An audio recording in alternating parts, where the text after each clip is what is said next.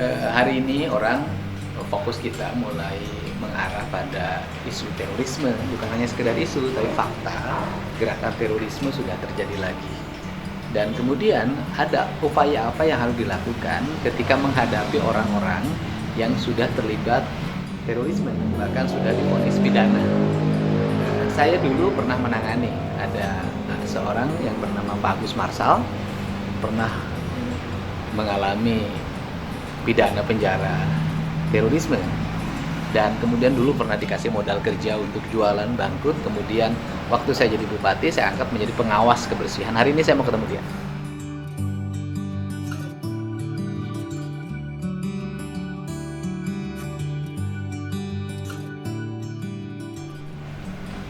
Mana? Bagus.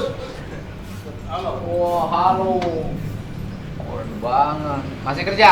Alhamdulillah. Wah, sini. Udah lama. Iya. Berapa tahun ya ketemu Pak Agus? Iya, untuk Pemda juga.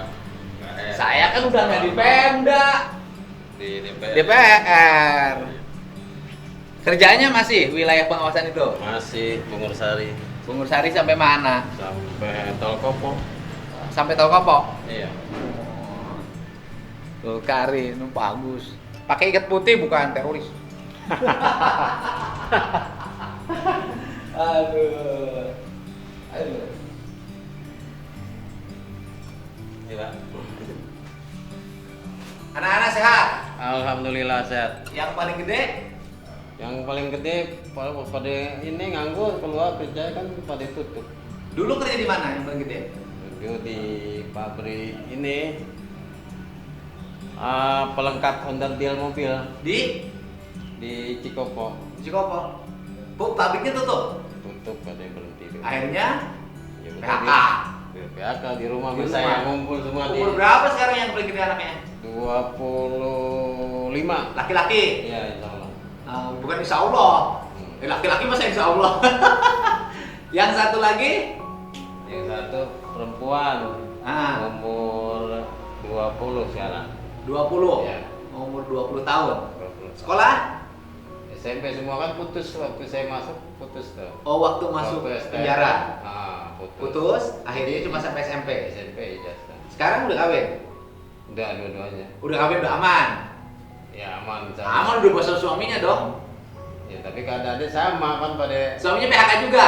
dulu nggak PHK dia freelance kalau Oh, beda. paginya cuma pengen buka bengkel katanya tahu apa. Tapi kalau Pak Agus sekarang ngunin apa? Apa namanya? Ngurus siapa lagi? Jadi semuanya sekarang sama cucu-cucu. Ngumpul? Iya. Berapa orang? 6, 7, 8 tambah 5 13. Hah? 13 lucu saya 5 sekarang. Cucu 5 dari anak berapa? 2. Anak 2. Oh, masing-masing yang punya 1 punya 3. Yang ini 2, ini 3, 5. 5 plus menantu. Menantu 2. Menantu berarti 4 plus anak yang Anak yang 2 nih yang masih kecil-kecil. Masih kecil. Masih ada yang masih kecil ya? SMP sama SD kelas 2. Oh, berarti itu mah kebiayain kan? Insya Allah. Insya Allah. Terus anak yang anggur, Yang nganggur ya. yang PHK. Juga. Berarti 13 orang. Iya, sama saya sama istri. Itulah. Sekarang nambahin biayanya dari mana? Kalau 13 numpuk. Tapi kan kerja juga menantunya kan? Serabutan. Apa aja yang Satu. dikerjain? Ya kadang ada pasang ini apa? Awning suka ikut gitu. Oh, ikut orang. Ikut bengkel, kadang ada yang panggil buat. Tapi kerjaannya tiap hari ada. Ya begitulah. Jadi musiman nggak jelas. Kadang ada, kadang enggak. Kalau yang anak pertama malah udah nggak ada malah. Alah, 13 berapa liter sehari? Ya, tapi ada aja sih ya. Rezeki Insya ada Allah, aja ya? insya Allah, iya. Rezeki ada. Istri aja. kan juga suka bantu laundry itu. Oh, laundry. Mesinnya punya sendiri? Enggak, punya Orang? kakak. Oh, kayaknya kakak. Punya kakaknya istri kan. Kadang suka dipanggil suruh bantu Oh. Tapi dikelola sama nyonya. sama ini uaknya jadi sama Jadi sama kerja lah ya sama kerja, kakak. sifatnya ya kerja. Kerja ya, nambah-nambah ada lah ya. Sama insya Allah. Kan kalau sekarang pengawas kebersihan tiap bulan ada walaupun nggak begitu besar. Ya. rutinnya ada, sama istri, ya bisa lah, anak serabutan, bisa lah jalan. Emang dulu Pak Agus tuh di penjara berapa tahun sih? Saya vonis 4 tahun 8 bulan. Ngejalanin di LP-nya apa yang mana? Ya, di Cibinong, Bogor. Bogor. Pengadilannya mana dulu vonis? Jakarta Barat. Oh, pengadilan Ya. Jakarta Barat. Terus ke pengadilan Jakarta Barat. Yang nangkep Densus. Densus. Densus 88. Ya. Ditangkap di mana? Di kawasan BC dulu. Kota Bukit Indah sini. Ya, ya, ya. Oh, dulu ikut pengajian di Kalau dulu di Cikampek, Pak. Cikampek. Pengajian umum sebetulnya di Cikampek. Ustadznya siapa itu? Dulu Ustadz Irun Hidayat. Ustadz Irun Hidayat. Ikut ngaji di situ. Waktu kerja di mana Pak Agus waktu itu? Waktu saya masih di Indofood dulu. Oh, Indofood ikut pengajian Masih, ya. di Ustadz Irun. Ya. Pengajiannya apa sih, syariat? Pengajian itu umum sebetulnya. Pengajian biasa. Ya Terus? umum, cuma lah berjalan berapa tahun-tahun jadi sama-sama yang ikut ngaji itu Heeh. saling interaksi lah. Terus? Interaksi akhirnya ada kita bergaul, obrolan ada lagi yang lain gitu. Hal-hal yang lain. Nah, terus diskusi-diskusi. Diskusi. Berkumpulan. Kumpulan dengan kumpulan yang berbeda gitu. Tapi semuanya karyawan enggak? Enggak, umum. Umum. Umum. Terus ada interaksi. Ya mulainya di situ kalau saya lihat ada interaksi dari sama-sama jamaah pengunjung gitu. Di situ mulai ada obrolan-obrolan. Ya udah kita makin nggak intens yang umum kan. Jadi ngaji yang umum udah lupa. Udah nggak terlalu Fokus. di situ nggak fokus. Jadi fokusnya geser ke Nah ini jadi yang ke pergaulannya. pergaulannya. Berapa orang tuh yang grup di pergaulan itu? Pergaulan dulu satu ring saya ada 10 apa sekitar 10-12 orang. 12 yang orang. aktifnya sekitar gitu. Yang dianggap dituakan siapa di pengajian itu? Dulu Yang 12 orang, satu ring 12 orang itu. jadinya saya. Oh iya. Iya. Yang dituakannya. Yang satu sel itu kan saya yang dituakan Oh. yang pimpinan. Waktu itu Pak Agus mendapat apa? Doktrin apa? Apa ya pemahaman tentang intinya sih tabiku syariah. Penegakan syariah. Ya, kita bahas awalnya dari tauhid. Tauhid itu sudah satu seperangkat, lalu nanti antitesis tauhid itu kontranya kan, ada pemahaman syirik gitu. Nah dari situ baru masuk ke ideologi. Jadi ada ideologi yang dianggap ini ya artinya tidak sesuai dengan syariat. Nah, jalannya ya, inti persoalannya sih dakwah. Memang dakwah. Yang ngajarin ke Pak Agus siapa? Ideologi syariat itu waktu itu.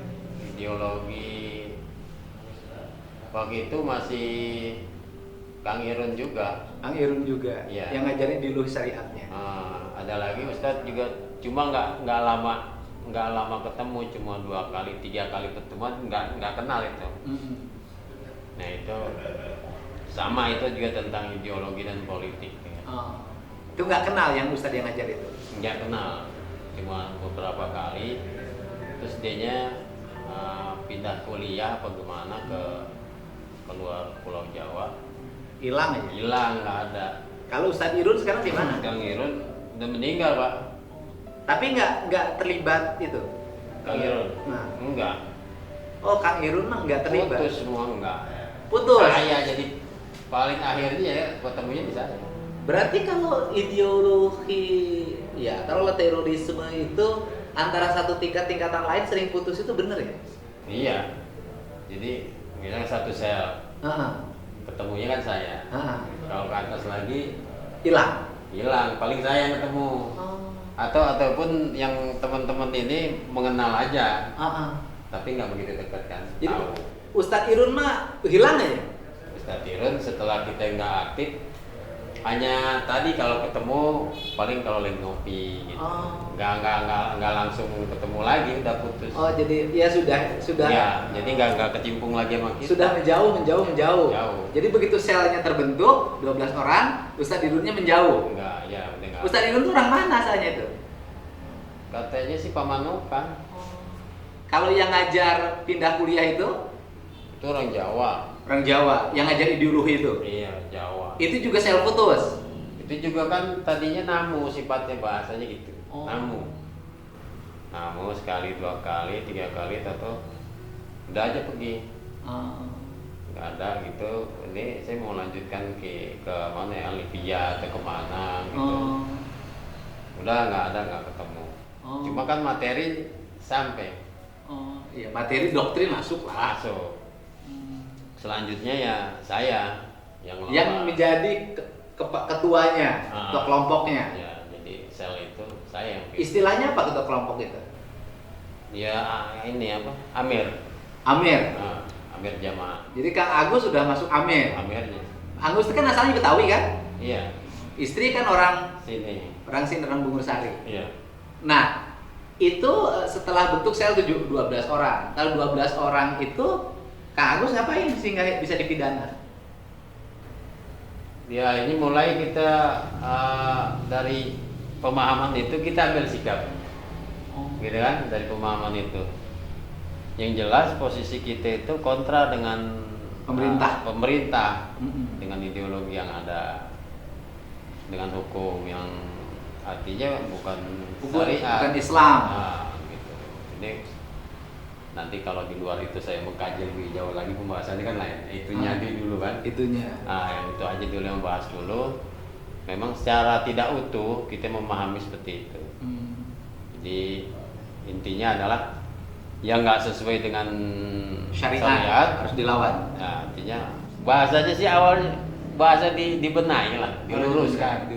Nah, tapi di lapangan yang terjadi kan beda. Nah, jadi tumpang tindih. Kalau saya amati ini antara dakwah dengan kepentingan politik. Akhirnya berkembangnya seperti itu. Ya, yang penting yang sekarang ini hukum yang berjalan bertentangan dengan syariah. Ya. Dan ini harus dibenahi. Kasat mata kasar itu. Ya, harus dibenahi. Belum dalam, Pak. Iya. Ya udah. Ya. Nah, itu terjadi dibenahi. Nah, kemudian Pak Agus melakukan apa waktu itu? Saya dulu itu ikut proyek pelatihan militer di Aceh. Oh, ikut? Saya nggak ikut, belum, karena saya ngelola di bawah. Saya dapat tugas ngelola di bawah untuk supply senjata, amunisi, personil yang mau kita, siapa yang mau daftar, dorong gitu ya. Jadi ya itu kalau untuk proyek yang di Acehnya sih saya terlibat di situ, di masalah logistik sama personil, dan juga akhirnya kebuka semua lah sama Densus. Oh iya, Pak Agus itu waktu itu bawa peluru? Iya, 12 dus itu sekitar 12 ribuan. 12.000 peluru? Kalau isinya, tapi kan itu udah dikemas, jadi nggak bisa dibuka kan. Dapatnya dari mana? Itu ada dari kelompok lain, teman lain masuk. Kirim? Kirimnya kemana waktu itu? Waktu itu kita ketemu di sekitar toko, dekat pom bensin tuh. Datang turunin, dah saya bawa. Bayar? Enggak. Oh, jadi ada yang kirim logistiknya? Ada yang kirim logistik. Logistik yang kirim itu siapa nggak tahu? Akhirnya ketemu, namanya apa, istilah-istilah itu ternyata Ahi Dulmatin. Siapa? Dulmatin orang mana? Dulmatin, nggak tahu saya. Tapi ketemu di penjara? Kan dieksekusi, ketembak di mana, yang di kampung.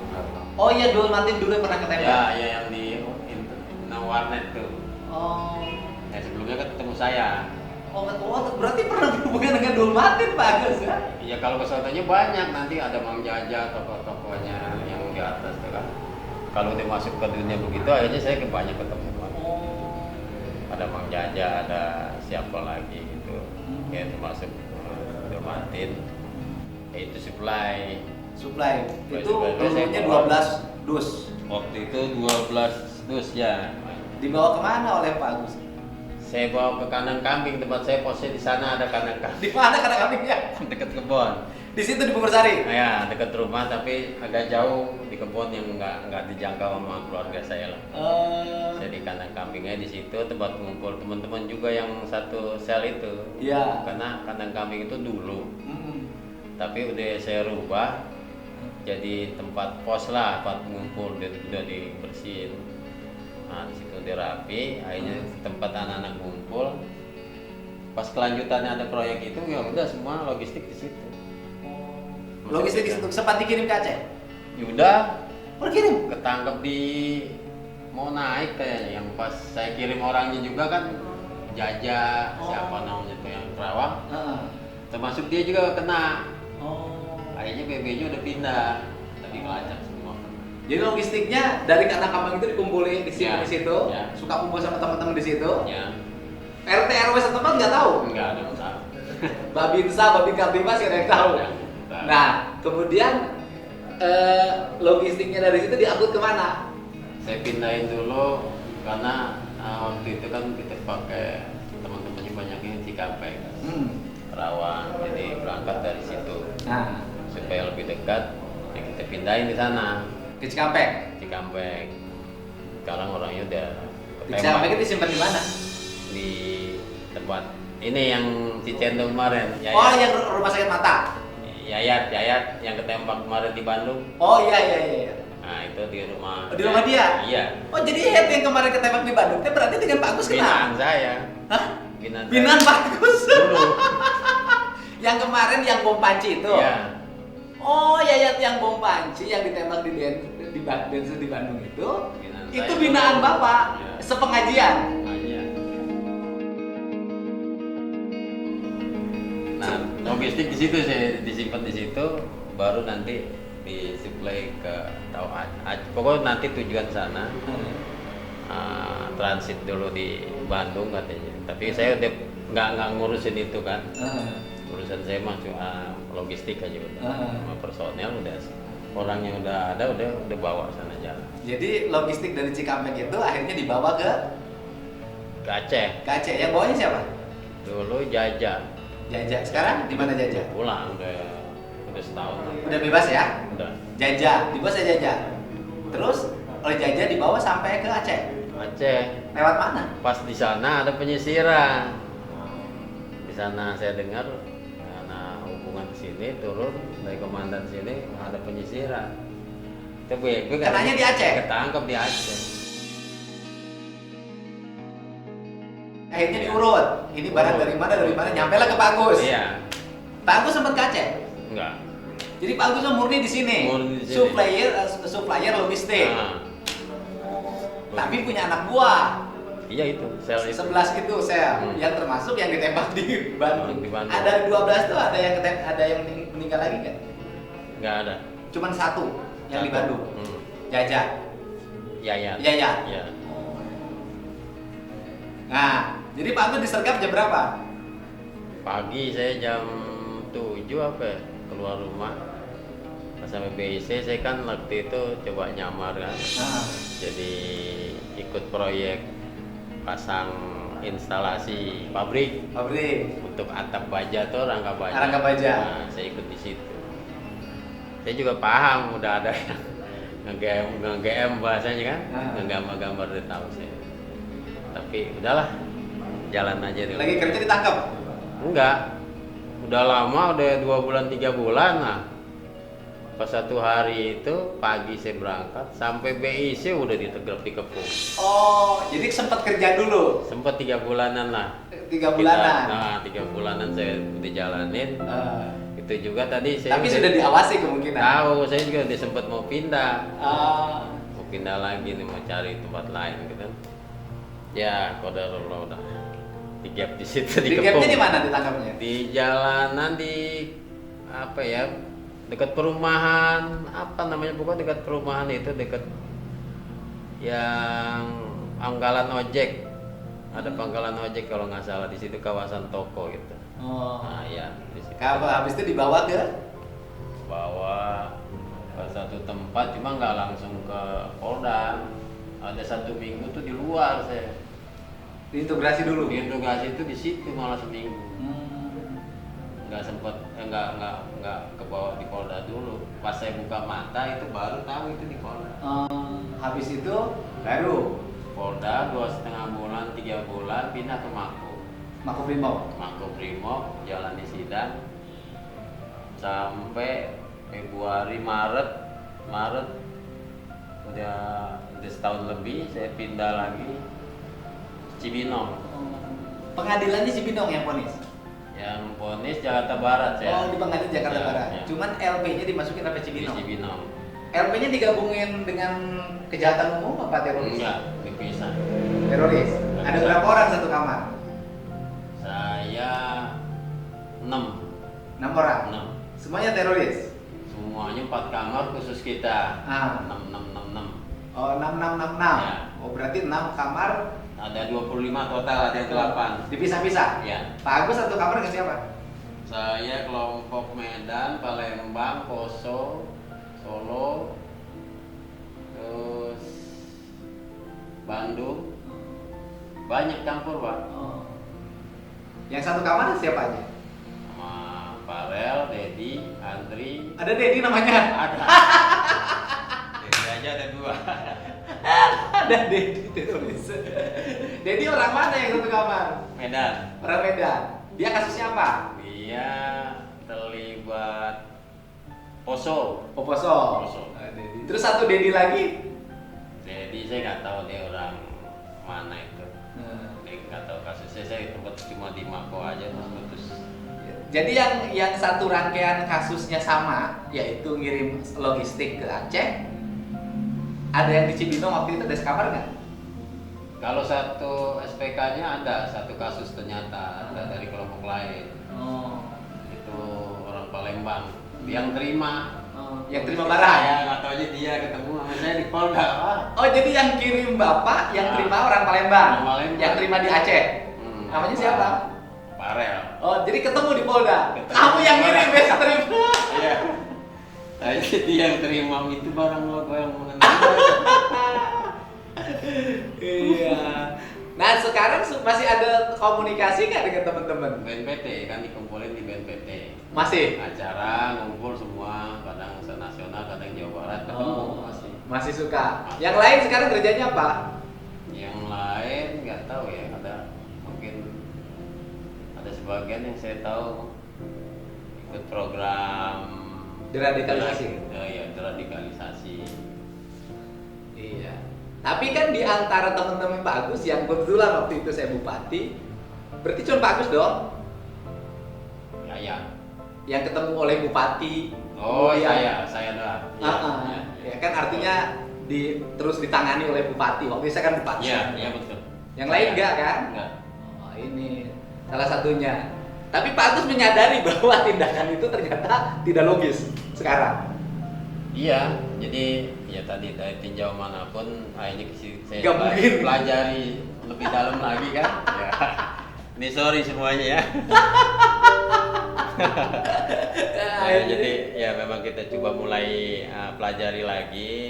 Ternyata memang ada sisi dulu Iya. kelebihan tadi. Jadi hanya sebatas kita memahaminya sepotong-sepotong. Akhirnya euforia. Euforia, betul. Euforia akhirnya jadi tindakan. Ada- Tindakannya pun tindakan tidak mungkin.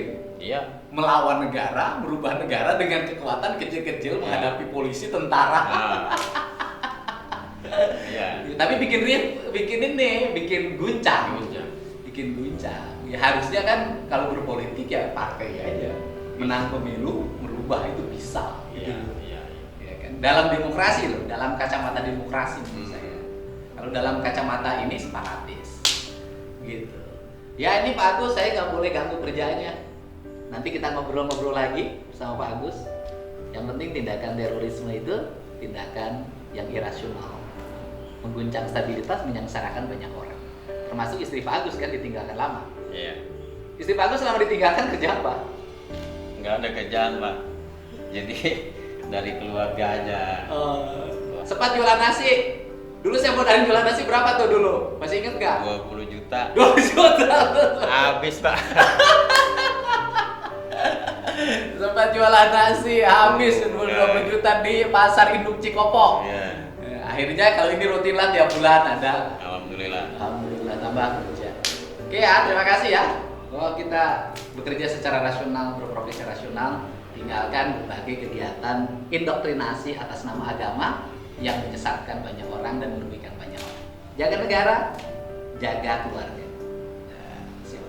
Kasih bagus ya. Udah lama ketemu nih semenjak saya berhenti jadi bupati ini baru ketemu lagi. Bagus. Pak Deddy ini programnya bagus. Ya, deradikalisasi nyata. Iya. Jadi apa nih Pak? Pilot project. Enggak lah. Yang penting saya mah temenan sama Agus. Iya. Oke, jadi jangan gini aja prinsip dasar kalau denger teroris itu jangan langsung pikiran kita serem. Iya. Enggak, deketin, ajak bicara, jangan biarkan dia lapar. Iya. Kalau lapar bisa jadi balik lagi. Bahaya itu. Iya.